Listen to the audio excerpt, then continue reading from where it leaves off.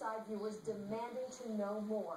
Late today, CPS agreed to answer our questions, but only after we first sent them in writing. Still, we got some answers. In and Out of Your Side Wants to Know reporter Kevin Keene tells us about the conditions these children sleep in and that CPS may change its ways. Child Protective Services says it's been 2 weeks since children last slept in one of its Tucson offices. At the time, it says 6 to 8 kids stayed for 1 or 2 nights. When this happens, the department says the children sleep in a conference room on cots or air mattresses, separated by age and supervised by CPS staff. They shower at a group shelter. In the office, there's a refrigerator, microwave, and no one goes hungry. CPS says no children have had to sleep in its building in weeks, not because there are more foster homes, but because enough existing spots have opened up. You know, there's a movement. Children go home, it opens up the slot, or, someone's been taken out for a short time and then return home.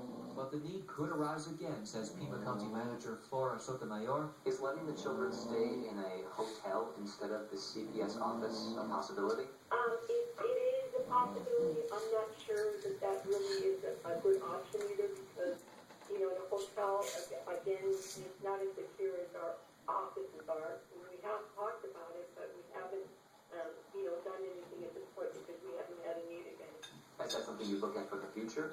Oh, we talked about it, yes.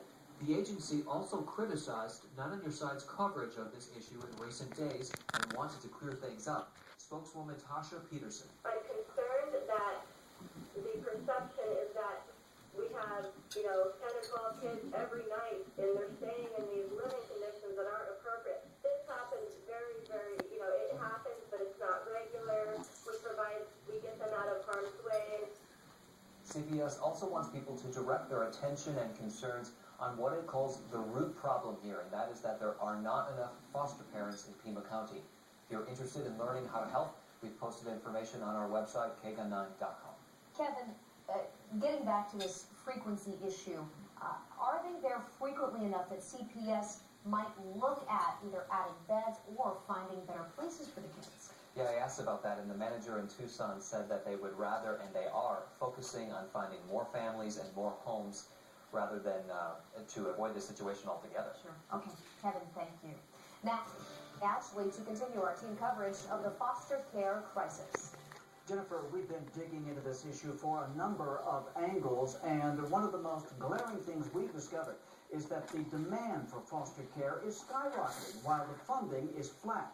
Take a look at this graph. As you can see, in March of this year, the number of children in foster care hit a record high, 12,649. You can also see the trend suggests it won't drop anytime soon. The latest state budget does include $42 million to replace lost federal funds and maintain the program, but there is no new funding for foster parent support, and this is not the only problem.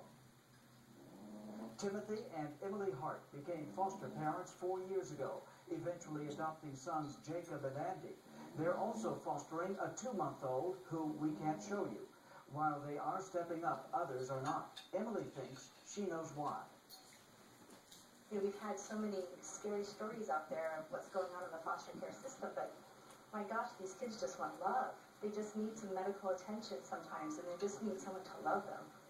And that's, I wish more people knew that that's truly what's needed out there. It's not a scary situation. Hart says the process of becoming a foster family can take several months, but is well worth it. Many of you, our Not On Your Side viewers, have your own ideas about what's happening. Gail writes, there's just too much red tape to go through. Rick says they charge too much. It's a big money-making scheme. I think if they were fair about the fees, they would get more bites from good people. Stephanie says there are far too many restrictions. Elizabeth tells us if I had more money and a bigger house, I would be one. And another, Stephanie, says myself and my husband both work full-time and had foster children we have now adopted. We no longer have room for any more. And again, if you can and would like to be a foster parent, we have put the information on our website, kgun9.com. Bench trial or circus sideshow?